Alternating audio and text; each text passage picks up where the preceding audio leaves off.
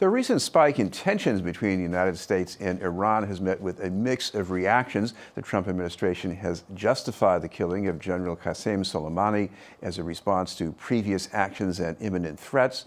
There is support for that here, but also opposition, and in between, questions and concerns about the potential for escalation. Among those with concerns is our guest, the Congressional Captain for the National Iranian American Council, Mojgan Haji. Thank you much for being with us, Mojgan. Sure. Thanks for having me. Mojgan, you came here when you were much younger, but I guess in a way you have a foot in both of these two worlds, Iran and the United States. So how have you felt about this the past couple of weeks? What's been happening? It's been quite stressful. It's the whole community feels the stress of what's happening. A war with Iran is a disastrous event for a lot of people, including us Iranian American here in the United States. We've been mobilized to try to avoid any kind of confrontation, and this is nothing recent for us. We've been actually working to try to bring the two countries together in understanding of the tensions and the mistrust between the two nations. So it's been quite tough for our community here. One thing that's been widely reported, at least, that our government has ambitions beyond its borders. The Iranian government does too. So what can you do to at least keep that from causing a lot of grief? Well, it's hard to kind of understand today's what's happening today without just the quick background of what's the history between the mistrust of the two countries. It goes back to 1953 when a democratically elected Prime Minister Mossadegh was in Iran was overthrown by CIA-backed coup, and then fast forward 20 years later, after Shah of Iran was installed in 53, Shah of Iran was an autocrat and was very suppressive. And then 1979, when Shah of Iran was ousted, then hostage situation happened. So there's a lot of deep mistrust between the two countries that it actually has, lasted this long in the tensions. What do you think people in Iran would like to see? Because I make this distinction between the people and the government. To the best of your ability, how would you describe it? Iranian people are very resilient. They have actually, within last 30 some years after the revolution, they've actually fought for their, freedom.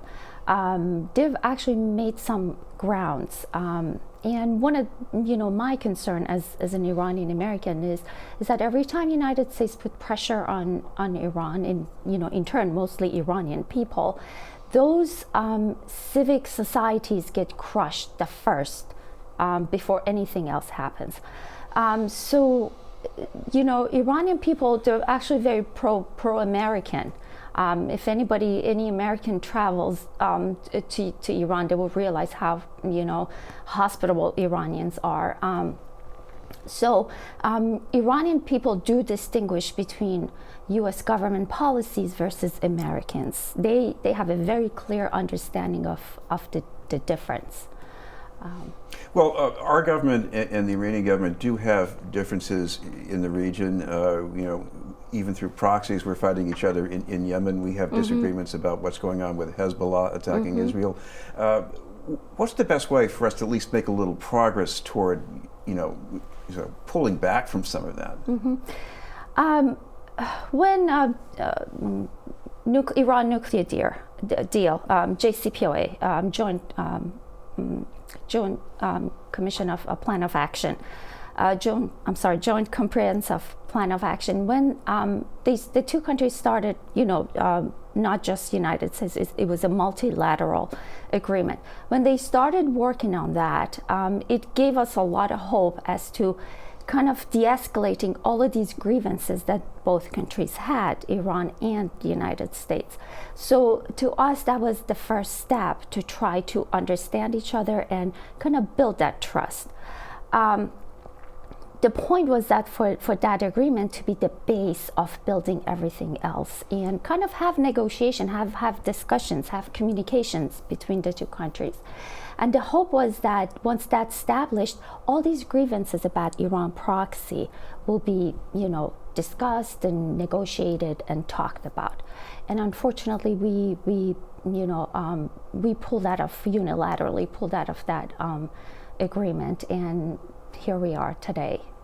I hear a lot of extreme language from officials in the Iranian government, in the American government, but one thing I'm puzzled about, the use of the word terrorist as opposed to saying that Iran is doing something negative in other ways.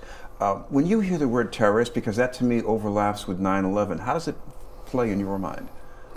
Well, I think terrorism, I look at terrorism as something that causes terror. I mean, there are a lot of actions all countries do that causes terror in people's lives.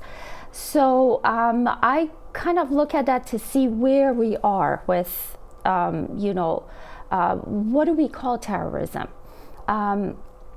If something happened here where I'm actually afraid of, can we call it terrorism? I'm not really sure. But calling each other terrorists, I don't think that's very productive. We need to have discussions. We need to have open communications. The maximum pressure that this administration has put on Iran is basically close the door and put pressure without even having a way of communicating with the Iranian officials. So the fallout of that is nothing but war, and that's the biggest concern we have. Well, speaking as an American, what would you like to see about the way we communicate among ourselves about what should happen? And when I say among ourselves, I mean the way the president communicates to Congress and the way they all communicate to the citizens here. What would you like to see that you're not seeing right now?